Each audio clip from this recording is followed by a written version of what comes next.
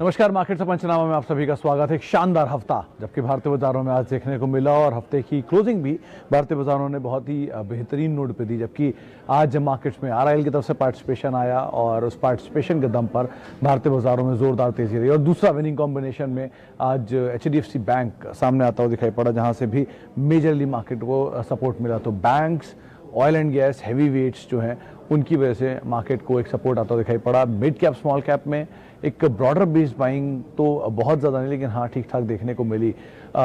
Selective pockets थे जिसमें आज भी कामकाज हो रहा था और वहाँ पर कुछ हद तक सपोर्ट आता हुआ दिखाई पड़ रहा था। लेकिन ओवरऑल मार्केट के लिए जो तेज़ी का रुख है, तेज़ी का मूड है, वो लगातार बना हुआ है। अंतर्राष्ट्रीय बाज़ारों के संकेत भले ही इतने अच्छे नहीं थे, लेकिन उसके बावजूद भी भारतीय बाज़ारों से जो मोमेंटम मार्केट ने गैदर कर रखा है वो लगातार बना हुआ है। जानकार मान भी रहे हैं कि शायद दिवाली से पहले तक आते आते बाज़ारों में नए हाइज बनते हुए भी दिखाई पड़े। बहुत दूर नहीं, लेकिन हाँ 200-250 अंकों के आसपास का फासला अभी भी अपने ऑल टाइम हाइज के आसपास मार्केट्स में देखने को मिल रहा। तो selective pockets, specially cement space, selective pharma, mid caps जहां पर कुछ हद तक बाइंग थी, लेकिन बैंक्स और oil and gas, heavy weights जो कि मार्केट को तेज़ी प्रोवाइड करा रहे हैं। चलिए अब सवाल जवाब का सिलसिला शुरू करते हैं। अरविंद अग्रवाल, टीसीएस मार्केट की तेज़ी एंड सभी गुड न्यूज़ के बाद भी दबाव में है। अरविंद जी, टीसीएस देश की दूसरी सबसे बड़ी कंपनी है और बहुत बड़ा रिटर्न दे चुकी है। अगर मतलब मैं सही समझ पा रहा हूँ तो शायद 400 रुपये के आसपास का दाम होता था आईपीओ के दाम पर, और वहाँ एडजस्टमेंट के बाद, और वहाँ से देख लीजिए दाम कहाँ पहुँच गया है। और उसके अलावा इसमें बोनस वगैरह भी आए हैं, तो बहुत इसका शायद दाम 185-190 रुपये बैठता है एडजस्टमेंट के बाद। लेकिन खैर डिविडेंड मिला के शेयर का रिटर्न आप देख ही पा रहे हैं किस तरह का है। One of the best IPOs IT space में है ये, इन्फोसिस, विप्रो के बाद। तो ऐसा नहीं है कि इस स्टॉक को अब आप जिस एंगल से देख रहे हैं कि उस एंगल से आपको लगे कि शायद ये चलता नहीं है। बहुत बड़ी तेज़ी दिखा चुका है, बहुत बड़ा हैवी वेट है, बहुत बढ़िया कंपनी है, एक ग्रेडी कंपनी है हर पैरामीटर पे। तो आप जिसकी बात कर रहे हो उसमें बायबैक चल रहा है, तो शायद वो भी एक ट्रिगर है, इसकी वजह से शायद अब शेयर नहीं चलेगा। अगर शेयर 3000 के पार निकल जाएगा तो बायबैक में कौन टेंडर करेगा, इस वजह से भी शेयर नहीं चल रहा था। आप उसको भी ध्यान में रखिए अपने थॉट बनाते टाइम या फिर निवेश रणनीति बनाते समय। अच्छा, 150 शेयर हैं विश्वनाथ पारिक साहब के पास एचडीएफसी बैंक के 1250 रुपये के दाम पे। पारिक साहब आज 1300 का दाम पार किया, एक लंबे अंतराल के बाद, ये शायद पहली बारी, वो देखना पड़ेगा। लेकिन एक आपको प्रॉफिट तो हो ही रहा है, तो अगर आप शॉर्ट टर्म का व्यू रखते हैं तो जाहिर सी बात थोड़ा थोड़ा प्रॉफिट लेकर निकल सकते हैं।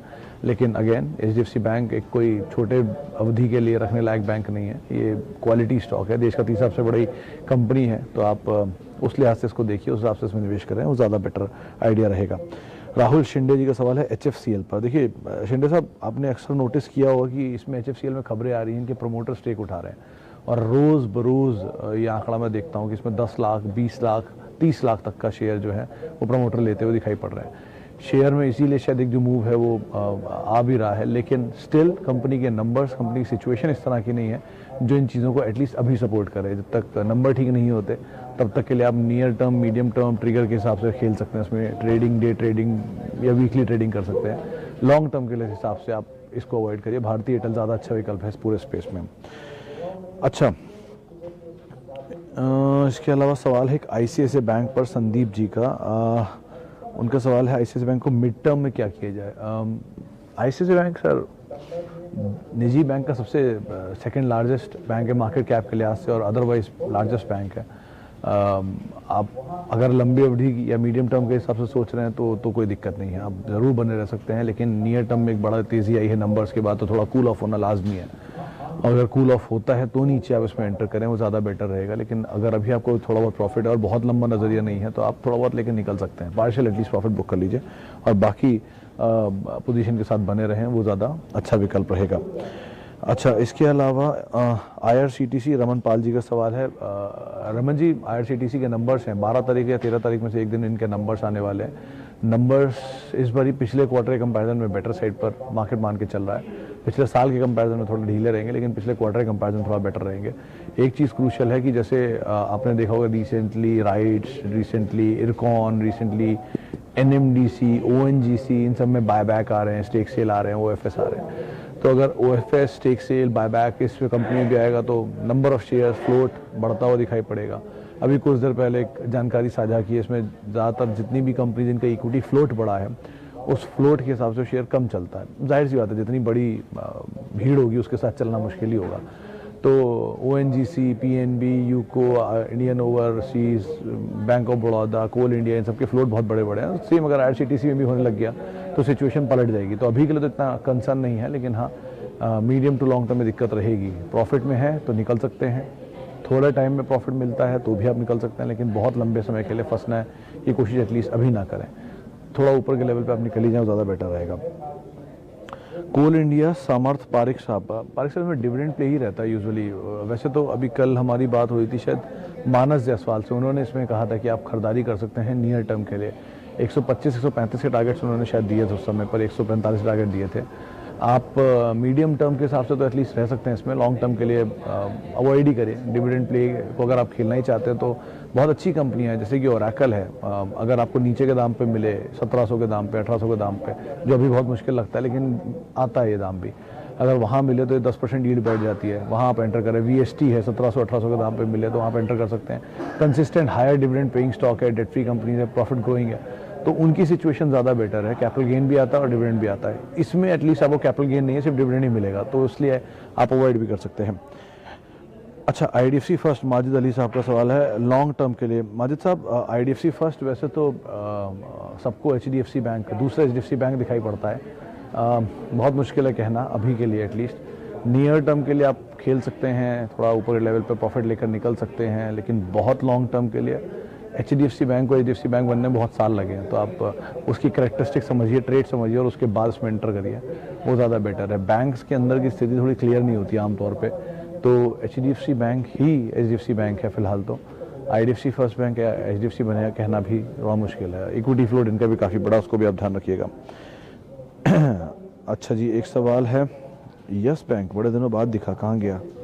अरे इतने सारे सवाल आते हैं। हाँ, यस बैंक 1000 शेयर है, बहादुर सिंह नेगी साहब का। नेगी साहब किस भाव पे खरीदारी क्लियर नहीं है, लेकिन अवॉइड, जितना तेज़ी से आप अवॉइड कर सकते हैं, जितनी तेज़ी में आपको प्रॉफिट मिले निकल जाए। कुछ भी आपको रियलाइज़ हो रहा है, मतलब हो सकता है शेयर डबल हो जाए, ट्रिपल हो जाए, मुझे नहीं पता, लेकिन प्रॉब्लम यह है कि इसकी कंपनी के नंबर से सपोर्ट नहीं करेंगे इसकी तेज़ी को डबल ट्रिपल होने की। तो अगर नंबर सही आते हैं, कंसिस्टेंट प्रॉफिट बनाती है, ग्रो हो रहे हैं प्रॉफिट, तो आप बने रहिए, कोई दो राय नहीं है। लेकिन अगर ऐसा नहीं हो रहा है तो आप तेज़ी में निकल जाएं, वही ज़्यादा बेहतर ऑप्शन आपके लिए रहेगा। अच्छा, Tasty Bite 10,360, 600 share, short term view and target. Sir आपकी खरीदारी थोड़ी ऊपर नहीं है टेस्टी बाइट में? मेरे को याद है जहाँ तक इनके जो नए प्रमोटर आए थे, मार्च इनके नए प्रमोटर आई गेस, उन्होंने इसको 6,000 रुपये की रेंज में कहीं ख़रीदा था और वहाँ से शेयर चलना शुरू हुआ और आज दाम आपकी स्क्रीन पर है। तो इतनी बड़ी तेज़ी के बाद आपने बहुत ऊपर के लेवल पर एंटर किया। वैसे इसकी इक्विटी फ्लोट है नहीं, और ये शायद अभी जब मैं देख रहा था NSE 500 की लिस्ट में सबसे छोटे नंबर ऑफ शेयर है, 25 लाख शेयर इसके माजार में है, जिसमें 100 शेयर आप ही के पास है। तो इतना इसमें कंसर्न नहीं है, बने रहिए, शॉर्ट टर्म को छोड़िए, मीडियम टर्म के लिए रखिए, आपको पैसा मिल जाएगा इसमें बनकर, आप उस हिसाब से अपनी पोजीशन को देख सकते हैं। अच्छा, HDFC बैंक 10 साल के लिए, जीतू साहब का सवाल है। जीतू जी, कोई दिक्कत नहीं है HDFC बैंक में 10 साल के लिए या 15 साल के लिए, कोई भी रादर उस कंपनी में कोई दिक्कत नहीं, इसके नंबर कंसिस्टेंटली ग्रो कर रहे हैं। HDFC बैंक ग्रो कर रहा है, HDFC लिमिटेड ग्रो कर रहा है, ICICI बैंक ग्रो कर रहा है, एक्सिस बैंक ग्रो कर रहा है बैंक्स में। NBFC स्पेस में फिलहाल तो HDFC ही ग्रो करता दिख रहा है, बजाज फाइनेंस कर रहा है, FMCG में HUL कर रहा है। ITC को थोड़ा छोड़ सकते हैं, वो अच्छी कंपनी तो है लेकिन अच्छा स्टॉक नहीं है, तो उस हिसाब से उसको अवॉइड कर सकते हैं। रिलायंस ग्रो कर रहा है, TCS ग्रो कर रहा है, तो इस तरह की कंपनी पकड़िए जिनमें खोने के लिए बहुत कुछ नहीं है। रिलायंस एग्जांपल आपके सामने, रिसेंटली 20% करेक्शन, वापस शेयर अपने लेवल पर आ रहा है, चलना शुरू हो गया। तो इस तरह की कंपनियों में मार्जिन ऑफ सेफ्टी ज़्यादा होता है, आप उस तरह के स्टॉक को चुनिए इंस्टेड ऑफ किसी कमज़ोर स्टॉक के, जहाँ पर सिचुएशन इतनी ख़राब हुई कि किसी दिन गिरा तो यस बैंक जैसी सिचुएशन ना बन जाए, तो आप उसको अवॉइड करिए। बाजार वैसे भी बहुत हायर लेवल पर है, तो ऐसी सिचुएशन आगे बन भी सकती है। अच्छा, अरविंद साहब बोल रहे हैं कि 2800 रिलायंस बहुत जल्दी पार कर जाएगा। ये मैं नहीं, ये अरविंद साहब कह रहे हैं। CLSA का टारगेट 2500 रुपये, तो आप उसको ज़रूर ध्यान रखिएगा। एक और सवाल है टाटा मोटर्स पे, प्रवीण जी का सवाल है। टाटा मोटर्स पे व्यू 220 रुपये का बहाव CLSA की एक रिपोर्ट में आया था, उन्होंने अपने टारगेट्स को इस नंबर के बाद भी चेंज नहीं किया। ये पहले आया था जब डेट फ्री होने की बात हुई थी, उसके बाद फिर नए टारगेट्स जो हैं वो भी 220 रुपये हैं। तो आप उसी को ही एज ऑफ नाउ तो बड़ा टारगेट मान के चल सकते हैं, क्योंकि इससे ऊपर का पोटेंशियल अपसाइड शायद अभी तो स्टॉक में नहीं दिखाई पड़ रहा जब तक पोर्टफोलियो में बड़ा फेरबदल नहीं होता। डेट बहुत है, तो आप इन 2-3 चीज़ों को ध्यान रखें। ऑटो में ज़्यादा अच्छा विकल्प अगर आप ढूंढ रहे हैं तो नीचे के लेवल पे मिले ज़्यादा बेटर है। अभी तो बहुत भागे हुए शेयर है, अभी के दाम पे शायद ही ऐसा कोई शेयर है जो कि इस तरह के वैल्यू पे अभी दिखाई पड़ रहा है। तो बेटर है कि नीचे मिले तो लें आप। अभी टाटा मोटर में तेज़ी मिल रही है, प्रॉफिट आ रहा है, तो आप लेकर निकल सकते हैं। लेकिन CLSA की जो रिपोर्ट है वो 220 रुपये के टारगेट्स देख रही है। अच्छा,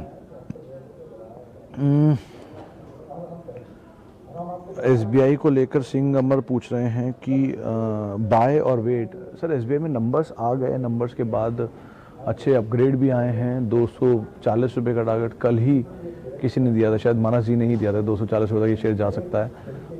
ऑलरेडी बैंकिंग नए हाइस के आसपास है। अगर एक झटका नीचे मिले, कोई भी फेरबदल हो, रिसेंटली फॉल्स आए, तो आप इस तरह के स्टॉक में एंटर कर सकते हैं। लेकिन फिलहाल के लिए तो एटलीस्ट अभी आप अवॉइड ही करें। बहुत बड़ी तेज़ी इसने हाल में दिखाई है नंबर्स के बाद, तो अगर ऊपर के लेवल से गिरावट आती है तो एक ज़्यादा अच्छा विकल्प आपके लिए हो सकता है। अच्छा, और कौन कौन सवाल लूँ, इतने सारे तो आ रहे हैं। शुभांकर राज का सवाल है, स्पाइस जेट 50 शेयर अवॉइड और होल्ड। हाँ सर, अगर लंबी अवधि का नज़रिया है तो अवॉइड, मीडियम टर्म का नज़रिया है तो भी अवॉइड ही हो सकता है। लेकिन हाँ, शॉर्ट टर्म प्ले करने के लिए या मोमेंटम चेज करने के लिए आप ज़रूर खरीद सकते हैं।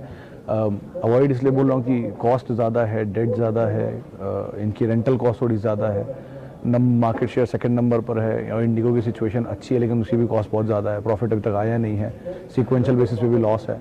सिचुएशन बेटर हो रही है, जब तक पूरे एविएशन की सिचुएशन ठीक नहीं होती तब तक अवॉइड ही कर सकते हैं, अदरवाइज आप इसमें एंटर कर सकते हैं।